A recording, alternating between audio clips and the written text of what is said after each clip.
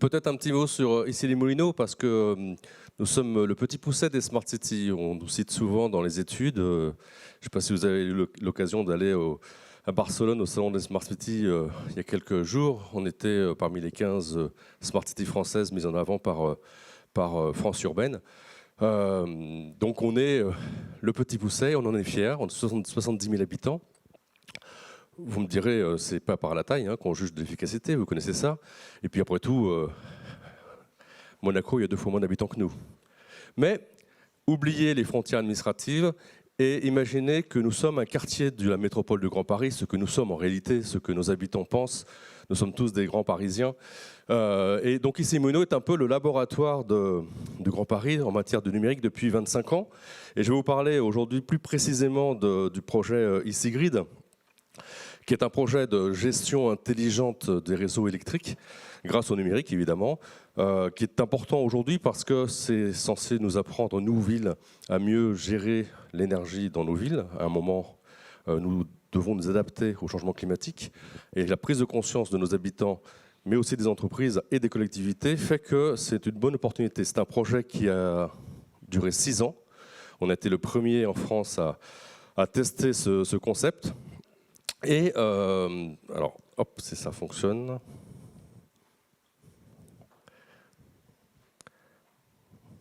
Voilà. Alors, l'intérêt de ce projet, c'est que c'était un smart grid qui était à l'échelle urbaine pour toutes ses fonctions. C'est-à-dire qu'évidemment, il y avait des logements, évidemment, il y avait des entreprises, mais il y avait aussi des équipements publics, il y avait une école, c'est l'école du barreau qui forme les avocats parisiens. Il y avait la gare ICRER, donc la SNCF. Il y avait l'espace public, les rues, les lampadaires. Enfin bref, on a essayé de mettre en réseau tout ce qui peut aujourd'hui utiliser de l'électricité ou de la production locale d'énergie produite par des panneaux photovoltaïques, des micro-éoliennes ou par d'autres énergies renouvelables. C'est un point important parce que on parle de gestion intelligente, on parle de numérique. L'important dans ce projet, ça a été l'interconnexion de 14 systèmes d'information différents, issus de grandes entreprises. Dans le quartier où on est né, ça a été les entreprises s'appellent Microsoft, elles s'appellent Bouygues Immobilier, elles s'appellent Accor Hotel, elles s'appellent l'École des Barreaux. Et un autre quartier qui est un quartier résidentiel qui est le Fort d'Issy-les-Moulineaux, où il y a 1600 logements, où là, ce sont évidemment des particuliers qu'il a fallu interconnecter. Donc des installations photovoltaïques, un système de prévision de l'énergie photovoltaïque, je vous en parlerai un peu plus tard, et puis des systèmes de stockage, puisque l'idée, pour faire simple, c'est pas simplement de faire baisser notre facture d'électricité à la fin du mois. On est bien en train de travailler à la transition énergétique pour faire en sorte de moins consommer d'énergie fossile et de davantage consommer de la production locale d'énergie. Or, une ville comme Issy-les-Moulineaux, comme à Paris, est une ville très dense. Donc vous imaginez bien qu'on ne va pas se mettre à faire des centrales d'éoliennes dans nos rues. Donc on peut agir à travers le ciel, le toit, donc notamment la pertinence des bâtiments avec les panneaux photovoltaïques. Et d'ailleurs, il faut saluer l'initiative récente de la région Île-de-France qui a réussi à cartographier l'ensemble des bâtiments de la région pour nous donner le potentiel solaire de chacun d'entre eux. Et ça va être aussi utile dans nos réflexions du futur. Où ça se passe, bon, un peu avec le vent, on ne peut pas dire que Paris soit la zone la plus venteuse du coin, mais ça se passe aussi sous terre, et notamment avec la géothermie, qui est aussi une source d'énergie renouvelable extrêmement importante, notamment en région parisienne, puisque comme vous le savez, on a des sources extrêmement importantes de géothermie. Un point important pour le smart grid, mais en général pour la smart city d'ailleurs, c'est, comme l'a dit tout à l'heure Jean-Louis Messica, on ne fait plus la ville aujourd'hui tout seul. Ce n'est plus les seules mairies qui s'occupent de la ville et de son progrès. On a besoin d'avoir tout le monde autour de la table, d'avoir des acteurs différents, qu'ils soient publics ou privés, qui soient issus tous de domaines dans lesquels ils sont plutôt bons, plutôt leaders. Ça a été le cas avec Issygrid, où on a réuni une dizaine d'acteurs.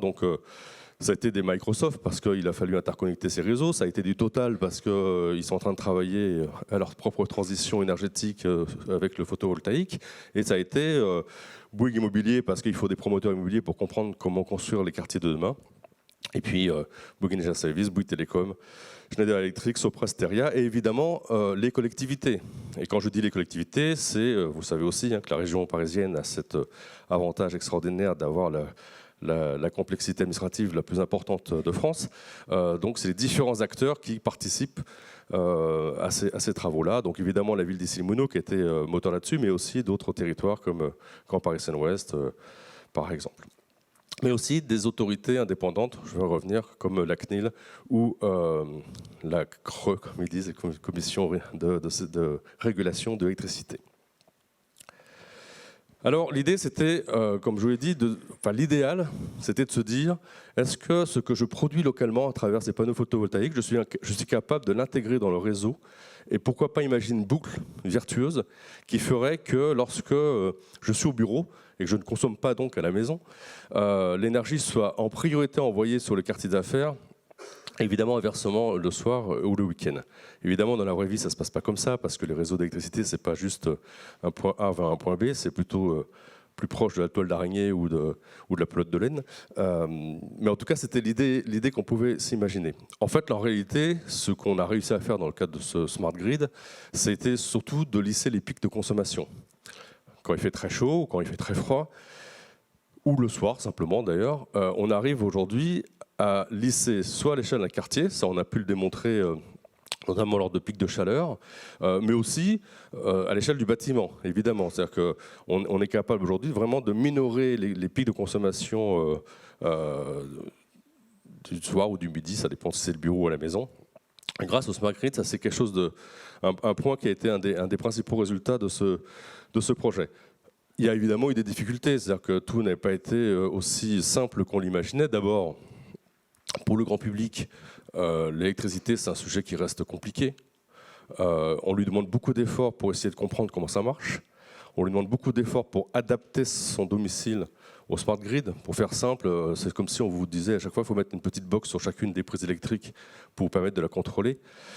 Donc sérieusement, ce qu'on a retenu aussi de cette expérimentation, c'est que c'est aux industriels de faire en sorte qu'il y ait des dispositifs clés en main pour le grand public, de façon à ce qu'il ne se pose pas la question de savoir comment ça marche, mais qu'il puisse réellement visualiser sa propre consommation énergétique, peser dessus notamment en programmant les plages de présence et pouvoir vraiment avoir connaissance de l'impact que ça peut donner sur ces questions-là.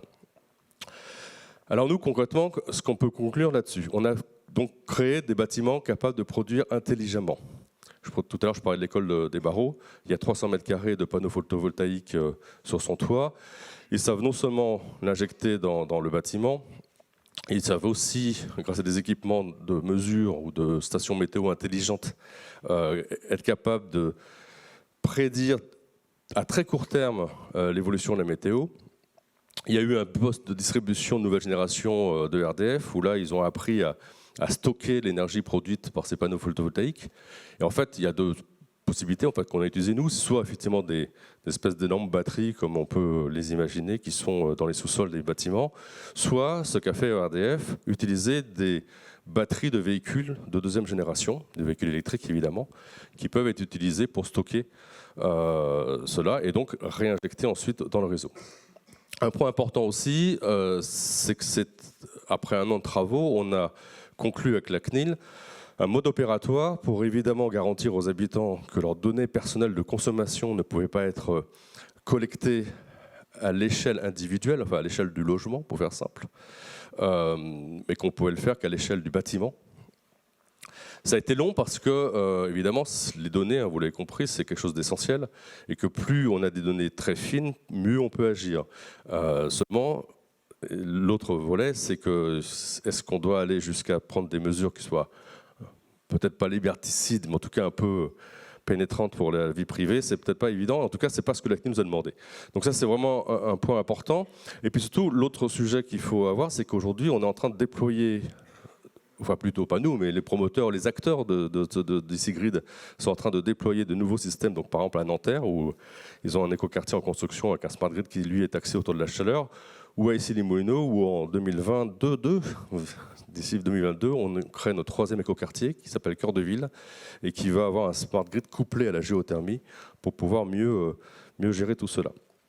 Donc ce que je voulais vous dire là-dessus, c'est qu'on peut faire du Smart Grid, ce n'est pas encore efficace, mais j'ai en tête une étude du département américain de l'énergie qui disait il y a quelques années que si on arrivait à améliorer l'efficacité du réseau électrique de 5% à l'échelle des États-Unis, c'est exactement comme si on passait à la casse 53 millions de véhicules fossiles, enfin à essence. 53 millions de véhicules, je vous signale, c'est plus que le parc automobile français. Hein. Donc c'est pour vous donner, juste 5% d'amélioration de l'efficacité du réseau électrique permettrait d'économiser en termes d'impact sur les émissions de CO2 ou de gaz à effet de serre, ce type de station. Donc c'est ça qu'il faut avoir en tête, c'est que le smart grid, c'est évidemment incontournable, on y va tous les opérateurs, maintenant les promoteurs, ils travaillent avec les villes, et c'est ce qui va nous permettre demain de gérer plus efficacement l'électricité ou l'énergie plus globalement à l'intérieur de nos villes. Je vous remercie. Eric, on voulait profiter de ta présence, parce que tu es quand même un des pionniers sur le sujet de la Smart City, pour te poser quelques questions.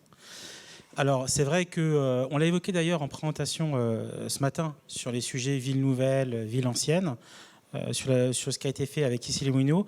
Quelle est ta vision, en gros, des gros chantiers qui attendent la mandature prochaine par rapport à ce qui a déjà été entamé, ce que vous avez déjà vous testé? En fait, ce qu'on est en train de faire depuis déjà plusieurs mois, mais Sigrid, ça en est une belle illustration, depuis même quelques années sans se rendre compte, c'est qu'on est en train d'utiliser le numérique et la Smart City, les fonctions de la Smart City, au service de la lutte contre le changement climatique, ou au moins de l'adaptation de la ville au changement climatique. Et je pense que dans les prochaines mandatures, et je pense que ça va concerner beaucoup de collectivités, ça sera certainement le point le plus important et prioritaire. C'est comment le numérique peut concrètement nous aider, localement, à agir efficacement contre le changement climatique, ou au moins à adapter. Alors ça peut être des solutions physiques, hein, comme l'a montré Jean-Louis Messica tout à l'heure, mais ça peut être aussi des solutions numériques, et ça on y croit beaucoup. Dans le cadre de tes voyages, tu as eu pas mal de déplacements pour aller voir justement des innovations urbaines un peu partout dans le monde. Est-ce qu'il y en a 3 comme ça qui pourraient, tu pourrais nous partager, qui ont vraiment retenu ton attention? Nous, c'est vrai qu'on a été marqué par Tsongo, qui était le futur de la Smart City, et quand on est allé là-bas, en fait, c'était une sorte de la Défense avec des champs au milieu. C'était complètement inachevé. Alors depuis, c'est un peu bougé. Mais est-ce que tu as des cas de villes vraiment réussies? Non, parce que la Smart City n'existe pas encore. C'est un horizon dans lequel on doit tous se tendre, mais elle n'existe pas concrètement. Songdo, c'est un bon exemple, enfin, c'est surtout un beau contre-exemple. Parce que, vous savez, il faut toujours avoir en tête la phrase de Jean-Jacques Rousseau. Ce sont les maisons qui font les villes, et ce sont les citoyens qui font les cités. Et Songdo, c'est l'exemple parfait d'une ville sans âme. D'une ville qui peut-être était efficace dans toutes les fonctions qu'on peut demander à une ville, mais où les habitants ne s'y trouvent pas. D'ailleurs, ils ne viennent pas beaucoup. Hein. Et c'est une ville mais où on s'emmerde. C'est trop parfait. Et or, les villes, c'est pas ça. Et encore moins les villes, là tu l'as bien démontré tout à l'heure dans ton introduction, les villes européennes, les vieilles villes telles que nous sommes, on doit s'adapter à cette situation-là. Et la Smart City, elle ne fonctionnera réellement que quand on aura fait la démonstration qu'on peut réellement, si ce n'est être des villes à énergie positive, mais pourquoi pas, mais au moins à énergie neutre, et qu'on aura mis fin à ces embouteillages sur les routes qui sont, encore une fois, pas que pour le confort des automobilistes, mais simplement pour la réduction de la pollution et des émissions de gaz à effet de serre. Eric, merci beaucoup. Merci.